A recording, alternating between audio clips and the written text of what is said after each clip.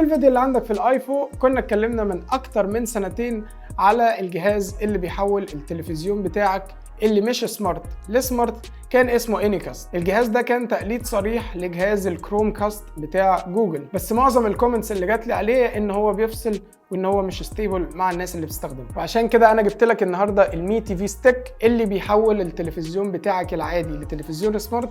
ده من شركه شاومي، بيدعم الاندرويد تي في، وهنعمل له النهارده انبوكسنج مع بعض ونجربه نشوف يقدم قيمه مقابل السعر بتاعه ولا لا. وكالعاده معاكم محمد ابو اليزيد، قناه ريفيو تك، ويلا ندخل في تفاصيل الفيديو.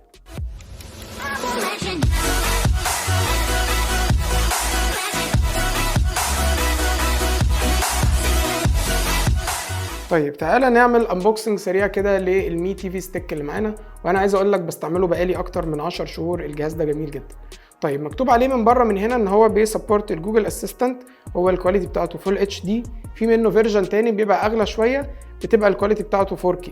عندك هنا في يوتيوب، في ديزني، في نتفليكس وبرايم فيديو وكذا ابلكيشن تانيين زي مثلا سبوتيفاي. من الناحيه ديت مكتوب عليه ان هو واتس انكلودد ان ذا بوكس، يعني في ايه جوه العلبه ديت. في المي تي في ستيك نفسها عندك البلوتوث ريموت بتاعه، الريموت بتاعه بيشتغل هنا عن طريق البلوتوث، وعندك الباور ادابتر وهقول لك بنستعمله ازاي. طبعا المي تي في ستيك ده بيسبورت الاندرويد تي في.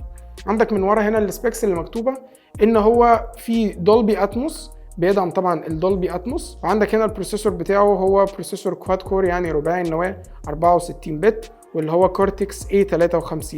البروسيسور ده بيبقى موجود ساعات في الموبايلات. وعندك كمان مكتوب ان هو بيسبورت الجوجل اسيستنت وبيسبورت الكروم كاست، او في كروم كاست بيلت ان جوه. والناحيه دي مكتوب ان هو بنعمل له سيت اب عن طريق 3 خطوات. اول حاجه بنوصل ال HDMI بتاع التي في ستيك او المي تي في ستيك على التلفزيون، بنوصله بالانترنت، وبنبتدي بقى نستمتع بالستريمينج بتاع الفيديوز الفول اتش دي. طيب تعالى نعمل له انبوكسنج كده على السريع نشوف ايه اللي بيجي جوه البوكس. عندك كده البوكس فاضي.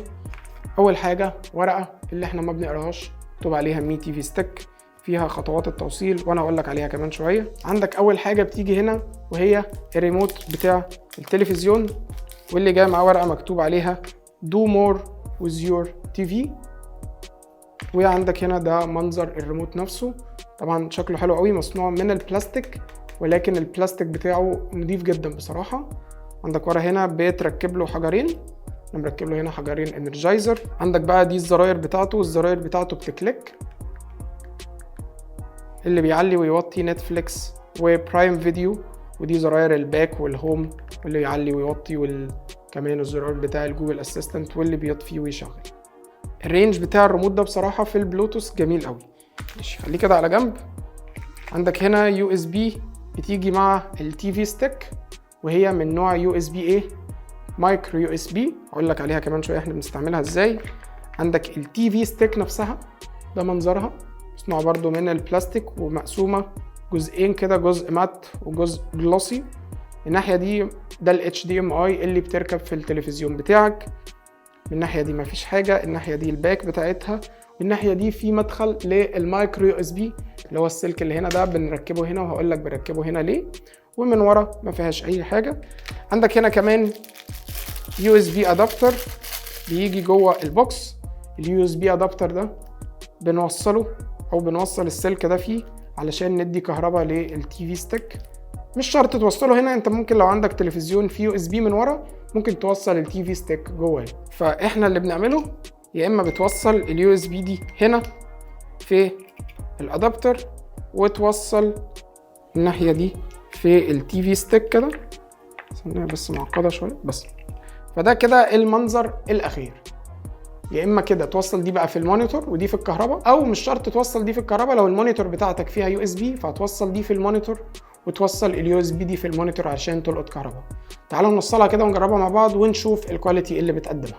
طيب تعالى نبدا مع بعض كده نشغل المي تي في ستيك. بص عليها مع بعض كده نشوف عامله ازاي. اول حاجه انت بيبقى عندك بلاك سكرين، وبيظهر لك ان هو اندرويد تي في، وطبعا بتبتدي تتحكم من الريموت بتاعك في الشاشة بتاعتك اللي مش سمارت. احنا هنا بقى عن طريق المي تي في ستيك بنحولها سمارت. كده بيفتح معانا بس بيلود شويه. كده بقى انت عندك ابلكيشنز كتير قوي ممكن تستعملها، زي مثلا برايم فيديو زي يوتيوب، وعندك نتفليكس. كمان انت ممكن تنزل تطبيقات خارجيه، لان انت عندك هنا الجوجل بلاي ستور عادي ممكن تنزل منه ابلكيشنز. اول خطوه بتعملها انك تعمل له كونكت مع الواي فاي بتاعك. فاحنا هنا ايه، عملنا بس الاول كده ريجستريشن على النتورك. طيب هي كده خلاص كونكتد على النتورك. طبعا انت هنا عندك من البلاي ستور ممكن تنزل ابلكيشنز كتيره قوي زي ما تحب. يعني انا مثلا منزل ابلكيشن فيفا بتابع عليه الماتشات، مثلا ملخصات الماتشات والحاجات دي. طيب عندك هنا في الجوجل بلاي ابلكيشنز كتيره قوي ممكن تنزلها، مثلا قنوات VLC ميديا فور اندرويد. انت هنا ممكن تعكس برضو شاشة موبايلك عن طريق ابلكيشن جوجل هوم. عندك مثلا سبوتيفاي، عندك ابلكيشنز كتير قوي، مكتبة كبيرة قوي تنزل من عليها ابلكيشنز لو انت حابب. كمان ابلكيشن فاست كاست ده ممكن برضو تعكس شاشة موبايلك على البرنامج دوت او على التي في ستيك عن طريق. عندك مثلا جيمز، ممكن تنزل جيمز هنا وتستعمل موبايلك ككنترولر زي الكنترولر بتاع البلاي ستيشن.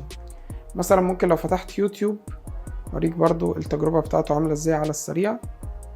انت هنا ممكن لو مشغل فيديو من على موبايلك تدوس على علامة الكاست تعرضه هنا على اليوتيوب اللي معروض هنا. طيب تعالى كده نجرب نشغل اي فيديو. ده مثلا اخر فيديو احنا عملنا له ابلود هنا على القناة بتاعتنا. ده كده الفيديو شغال اهو، وعندك ده التايم لاين بتاع اليوتيوب. الكواليتي بتاعته طبعا تحفة، هو بس يعني محتاج انترنت كونكشن يبقى حلو علشان ما تلاحظش ان هو بيقطع او بيلاج معاك. فدي كده الكواليتي بتاعته. طبعا انت ممكن لو مشغل فيديو من على الموبايل على اليوتيوب تدوس على علامة الستريمينج فيتنقل هنا على الشاشة ويتعرض قدامك على الشاشة. خليني برضو ادوس هنا ابريس على الزرار بتاع البرايم فيديو. احنا كده هنا هنحول على البرايم فيديو بتاع امازون. ده بيبقى عليه افلام كتيرة قوي ومسلسلات بالظبط زيه زي نتفليكس. ممكن نشغل سبايدر مان اوريك الكواليتي بتاعته عاملة ازاي. بص هو بيلود شوية، اولا عشان النت، ثانيا علشان ده الفيرجن اللي فيه رامات 1 جيجا، فبتحس ان هو بيلاك شوية معاك كده. لكن لو انت عندك الامكانية انك تجيب ال 4K منه اللي هو المي تي في ستيك ال 4K فهو جميل قوي، والرامات بتاعته بتبقى 2 جيجا فبتبقى احسن يعني من كده بشوية حلوين، يعني ما بيبقاش بيهنج قوي او بيلاج قوي. طيب زي ما احنا كده شايفين ده فيلم سبايدر مان، ودي كواليتي الستريمينج بتاعته. طبعا هو بيستريم 1080. لو جبت المي تي في ستيك ال 4K هتقدر انك تستريم 4K. وبس كده، دي كانت كل حاجه معانا في فيديو النهارده. يا ريت لو الفيديو عجبكم ما تنسوش تعملوا لايك للفيديو، سبسكرايب في القناه وتفعلوا الجرس عشان اي فيديو جديد اول ما ينزل يوصلكوا على طول. ونتقابل في الفيديوهات الجايه والى لقاء اخر ان شاء الله. سلام.